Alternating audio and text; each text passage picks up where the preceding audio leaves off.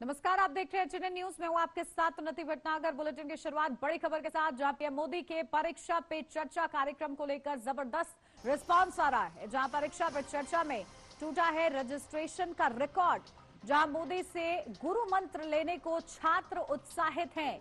अब तक 3 करोड़ से ज्यादा रजिस्ट्रेशन हो चुके हैं। तो 1 दिसंबर से जारी है पंजीकरण की प्रक्रिया। जनवरी 2026 में अगला संस्करण आयोजित होगा। तो प्रधानमंत्री नरेंद्र मोदी से गुरु मंत्र लेने के लिए देखिए छात्र उत्साहित नजर आ रहे हैं।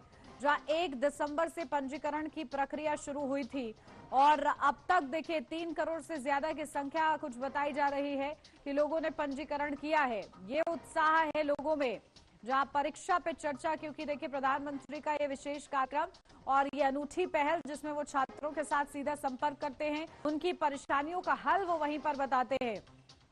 तो 2026 ने अपने 9वें संस्करण नया इतिहास रचा है, जहां बोर्ड परीक्षाओं के तनाव को उत्सव में बदलने के उद्देश्य से शुरू हुआ ये कार्यक्रम अब जन आंदोलन का रूप ले चुका है। जहां आंकड़ों के अनुसार 31 दिसंबर 2025 तक इस कार्यक्रम के लिए पंजीकरण का आंकड़ा 3 करोड़ को पार कर गया है। इसमें छात्र, शिक्षक और अभिभावक बढ़ चढ़कर हिस्सा ले रहे हैं। परीक्षा पे चर्चा 2026 कार्यक्रम के लिए चयनित होने वाले स्टूडेंट्स को न केवल प्रधानमंत्री के साथ सीधे संवाद करने का अवसर मिलेगा, बल्कि वो उनके साथ सेल्फी भी ले सकेंगे। इसके अलावा 10 छात्रों को प्रधानमंत्री आवास के दौरे का अनुभव भी मिलेगा। 1 दिसंबर 2025 से शुरू हुई पंजीकरण प्रक्रिया 11 जनवरी 2026 तक चलेगी। तो परीक्षा पे चर्चा 2026 में केवल पीएम मोदी से संवाद का असर ही नहीं, बल्कि कई रोमांचक पुरस्कार भी इसमें शामिल हैं। माई गवर्नमेंट पोर्टल पर 1 दिसंबर 2025 से परीक्षा पे चर्चा 2026 के लिए ऑनलाइन पंजीकरण की प्रक्रिया जारी है। गिनीज वर्ल्ड रिकॉर्ड से सम्मानित परीक्षा पे चर्चा का अगला संस्करण जनवरी में आयोजित होगा। पिछले साल यानी कि 2025 में परीक्षा पे चर्चा ने गिनीज वर्ल्ड रिकॉर्ड बनाया, जिसमें 245 से अधिक देशों के छात्रों, 153 देशों के शिक्षकों और 149 देशों के अभिभावकों ने भाग लिया है।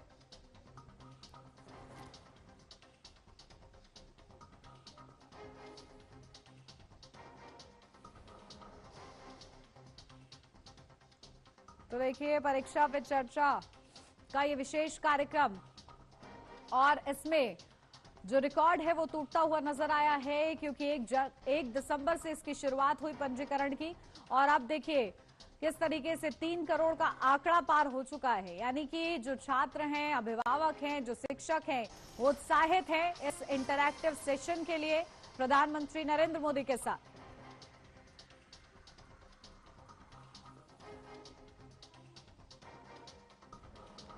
तो देखिए अब तक 3 करोड़ से ज्यादा रजिस्ट्रेशन हो चुके हैं और 1 दिसंबर से ये पंजीकरण की प्रक्रिया लगातार चल रही है।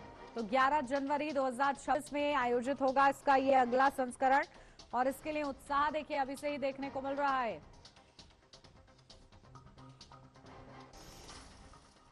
रुक करेंगे अगली बड़ी खबर का, जहां दिल्ली में आज हाई लेवल बैठक है। गृह मंत्री अमित शाह की अध्यक्षता में बैठक होगी। मणिपुर के राज्यपाल अजय कुमार भल्ला इसमें शामिल होंगे। मणिपुर के डीजीपी राजीव सिंह भी इसमें मौजूद रहेंगे और मीटिंग में मणिपुर को लेकर खासा चर्चा। तो देखिए मौजूद कानून व्यवस्था, सुरक्षा हालात को लेकर खास चर्चा की जाएगी। तो गृह मंत्री अमित शाह इस बैठक की अध्यक्षता करेंगे। तो मणिपुर की स्थिति पर खासा विचार किया जाएगा, गहन मंथन होगा। तो दिल्ली में आज हाई लेवल बैठक है और देखिए इस बैठक में विशेष चर्चा की जाएगी। तो गृह मंत्री अमित शाह की अध्यक्षता में बैठक, मणिपुर के राज्यपाल अजय कुमार भल्ला शामिल होंगे। तो मणिपुर के डीजीपी राजीव सिंह भी इस बैठक में मौजूद रहेंगे और देखिए चर्चा होगी मौजूदा कानून व्यवस्था, सुरक्षा हालात को लेकर।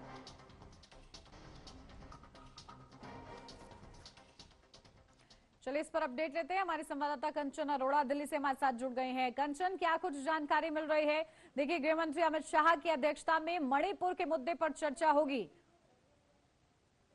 तरीके से मणिपुर में पिछले काफी समय से राष्ट्रपति शासन लागू किया गया और इसके बाद जब बिहार का चुनाव एनडीए की सरकार ने जीत लिया था, उसके बाद सभी बीजेपी के मणिपुर के जो विधायक हैं उनको दिल्ली तलब किया गया था। इसी के साथ उनकी जो एक मुलाकात है, जो बैठक है, वो देश के गृह मंत्री अमित शाह के साथ हुई थी। और उसके बाद अब मणिपुर को लेकर के सरकार जो है सीधे तौर पर सक्रिय होती हुई दिखाई दे रही है। शायद यही वजह है कि मणिपुर को लेकर के गृह मंत्री एक बड़ी बैठक करने जा रहे हैं और उसमें मणिपुर के जो राज्यपाल है उनकी भी मौजूदगी रहेगी। लेकिन उसी के साथ अगर बता दें तो आज देश के गृह मंत्री अमित शाह अंडमान की धरती के दौरे पर रहेंगे। यानी आज अमित शाह अंडमान जाएंगे, जहां पर वो कई अहम बैठकों में को शुरू कर सकते हैं। जिस तरीके से अंडमान निकोबार द्वीप समूह के दौरे पर वो रहेंगे तो वहां पे संसदीय सलाहकार समिति की बैठक की अध्यक्षता भी गृह मंत्री अमित शाह के द्वारा की जाएगी। इसी के साथ chief of defence staff general Anil Chauhan भी अंडमान पहुंच रहे हैं, तो वो भी इस बैठक में सम्मिलित होंगे अमित शाह के साथ ही केंद्र सरकार की नीतियों और आंतरिक सुरक्षा से जुड़े अहम मुद्दों पर चर्चा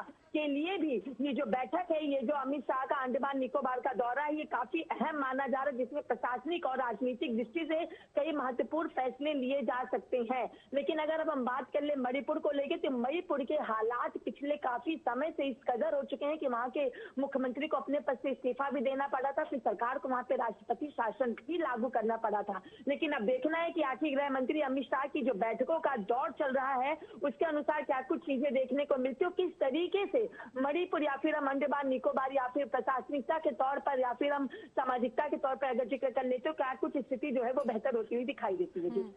बिल्कुल। और कंचन देखिए, क्योंकि डीजीपी रहेंगे और राज्यपाल भी रहेंगे, तो क्या चर्चा इसको लेकर कि कानून व्यवस्था और किस तरीके से वापस से पटरी पर आ सके मणिपुर, इसको लेकर गहन मंथन?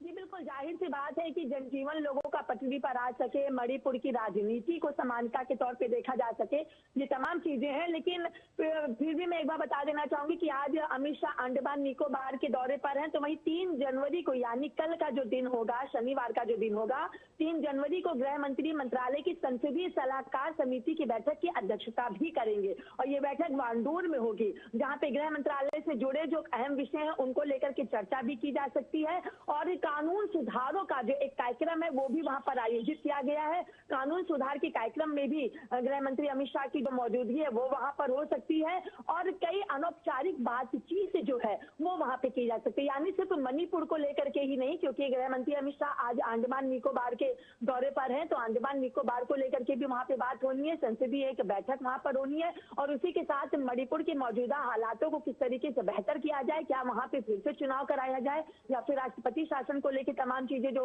अभी तस्वीर देखने को मिले उनको किया जाए। यानी सीधे तौर पर अगर बात कर ली जाए तो जनजीवन पटरी पे लाना, कानून व्यवस्था को बेहतर करना, इन तमाम विषयों को लेकर के चर्चा की जा सकती है।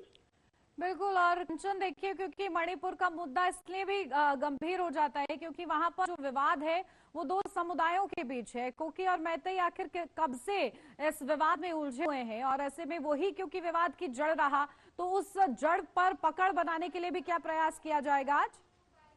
जी बिल्कुल, देखिए कुकी और मैती ये ऐसा विवाद रहा है जो मणिपुर से निकल करके दिल्ली के जंतर मंतर पर आ चुका था। और दिल्ली के जंतर मंतर पर ही नहीं आया था बल्कि सड़कों से लेके देश की सबसे बड़ी सदन लोकसभा और राज्यसभा में भी इस मुद्दे को गरमाया गया था। और शायद यही वजह रही है कि जब ये मुद्दा इतना बड़ा बन गया तो मौजूदा मुख्यमंत्री को अपने पद से इस्तीफा देना पड़ा था और राष्ट्रपति शासन वहां पे लागू किया गया था। कुकी और मैती का जो विवाद है ये आज का नहीं बल्कि पिछले कई सालों से लगातार ये विवाद चलता चला आ रहा है।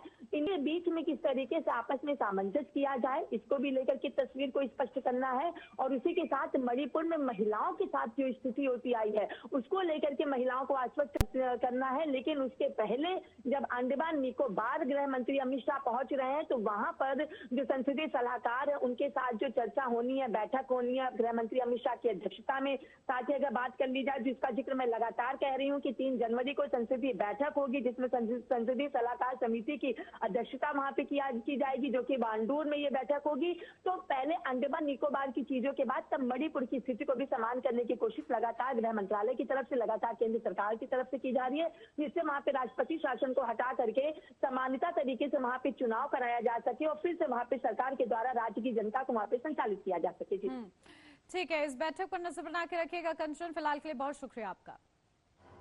रुक करेंगे आगे बड़ी खबर का, जहां केंद्रीय गृह मंत्री अमित शाह 4 जनवरी को तमिलनाडु के तिरुचिरापल्ली पहुंचेंगे और उनके इस दौरे को राज्य में 2026 विधानसभा चुनाव की तैयारियों के लिहाज से बेहद अहम माना जा रहा है, जहां त्रिची पहुंचने के बाद अमित शाह पुदुकोट्टई जाएंगे, जहां तमिलनाडु भाजपा प्रदेश अध्यक्ष नैनार नागेंद्रन की राष्ट्रव्यापी यात्रा के समापन समारोह में हिस्सा लेंगे। इस समापन कार्यक्रम के दौरान एक बड़ी जनसभा प्रस्तावित है, जिसमें गृहमंत्री अमित शाह मुख्य अतिथि के रूप में शामिल होंगे और पार्टी कार्यकर्ताओं के साथ और समर्थकों को संबोधित भी करेंगे। यह जनसभा 2026 के विधानसभा चुनाव के लिए माहौल बनाने की दिशा में एक अहम कदम होगी।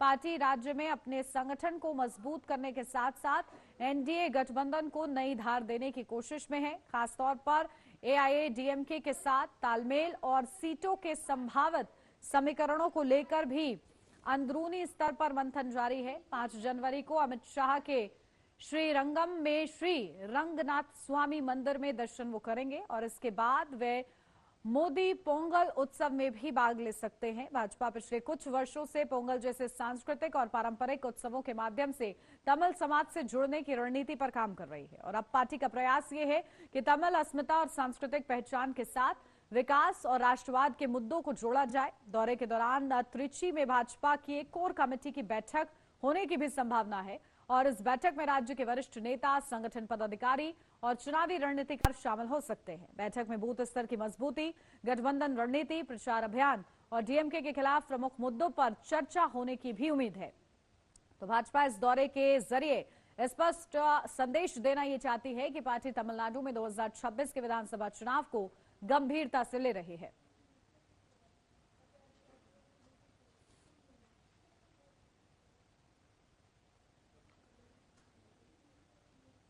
तो देखिए, विधानसभा चुनाव की तैयारियों को लेकर खास दौरा गृहमंत्री अमित शाह का। और अब बढ़ेंगे आगे। हरियाणा के सीएम नायब सिंह सैनी ने नए साल 2026 के पहले दिन ही बाकी कैबिनेट मंत्रियों के साथ इस साल की फर्स्ट कैबिनेट बैठक की ओर कई बड़े फैसले लिए हैं, जिसकी जानकारी हरियाणा के मुख्यमंत्री ने प्रेस कॉन्फ्रेंस कर दी है। हरियाणा में महिलाओं के लिए शुरू की गई दीनदयाल लाडो लक्ष्मी योजना का विस्तार किया गया है। नई श्रेणियां इसमें जोड़ी गई हैं। वर्तमान में जिन परिवारों की वार्षिक आय 1 लाख रुपए से कम है, उन परिवारों की महिलाओं को 2100 रुपए का लाभ दिया जा रहा है। 10वीं और 12वीं कक्षा में 80% से ज्यादा नंबर लेकर आने वाले बच्चों की माताओं को भी दीनदयाल लाडो लक्ष्मी योजना का लाभ मिलेगा। कुपोषण और एनीमिया से ग्रसित बच्चों को जिन माताओं ने बाहर निकाला है, उन्हें भी लाडो लक्ष्मी योजना के 2100 रुपए का लाभ मिलेगा।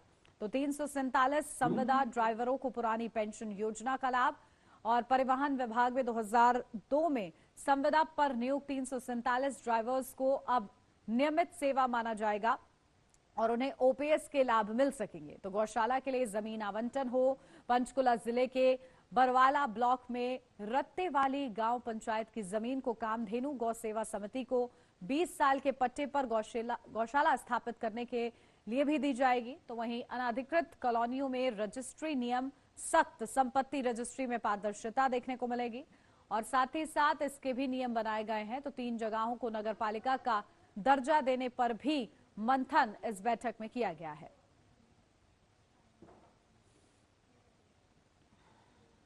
ऐसी ह्यूमन कैपिटल को ध्यान में रखते हुए एक बड़ा निर्णय वो कैबिनेट ने लिया है। राज्य सरकार द्वारा बहनों बेटियों के लिए शुरू की दीनदयाल लाडो लक्ष्मी योजना का आज विस्तार किया गया है। इसी कड़ी में सामाजिक विकास के साथ जोड़ते हुए दीनदयाल लाडो लक्ष्मी योजना में कुछ नई श्रेणियों को आज इसमें जोड़ा गया है। वर्तमान में जिन परिवारों की वार्षिक आय 1 लाख रुपए से कम है, उन परिवारों की महिलाओं को हमने जो बात कही थी 2100 रुपए का लाभ दिया जा रहा है। अब यह लाभ ऐसी महिलाओं को भी दिया जाएगा जिनके बच्चे 10वीं 12वीं कक्षा में 80% से ज्यादा नंबर लेकर के आए हैं। इसके अंदर उन बहनों को भी जोड़ा गया, उनको भी 2100 रुपया हम देंगे। भारत सरकार के ऐसे निपुण मिशन के तहत ग्रेड लेवल प्रोफिशिएंसी प्राप्त की है और जिनके बच्चे कुपोषण या अनीमिया से ग्रसित हैं, वे स्वस्थ होकर ग्रीन जोन में आ गए हैं।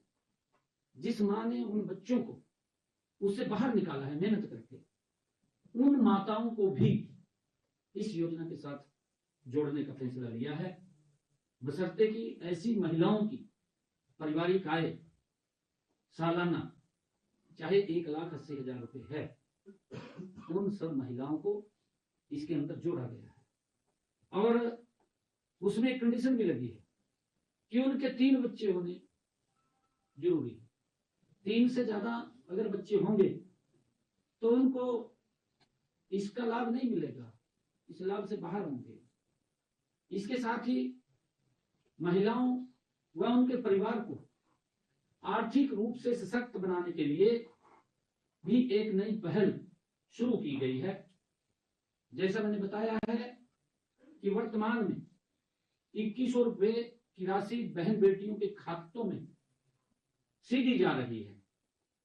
अब इस राशि में से हमने ये निर्णय किया है कि 1100 रुपए तो सीधे महिलाओं के खाते में जाएंगे, उनको सीधे मिलेंगे, और 1,000 रुपए की राशि सरकार रेकरिंग डिपॉजिट, फिक्स डिपॉजिट कराएगी। इस डिपॉजिट का पैसा ब्याज सहित बहनों के पास पहुंचेगा, उनको मिलेगा। इसका एक एसएमएस उनके महिला को हर माह जाएगा। अगर लाभार्थी की असामयिक मृत्यु पर उसके नॉमिनी को यह राशि तुरंत प्रदान की जाएगी, यह भी इसमें प्रावधान किया गया है। और क्योंकि बहनों को कोई भी काम करना है तो उसमें उसको लाभ मिलेगा। और इसी के साथ इस बुलेटिन में बस इतना ही। खबरों का सिलसिला आगे भी जारी रहेगा, बने रहिए एचएनएन न्यूज के साथ।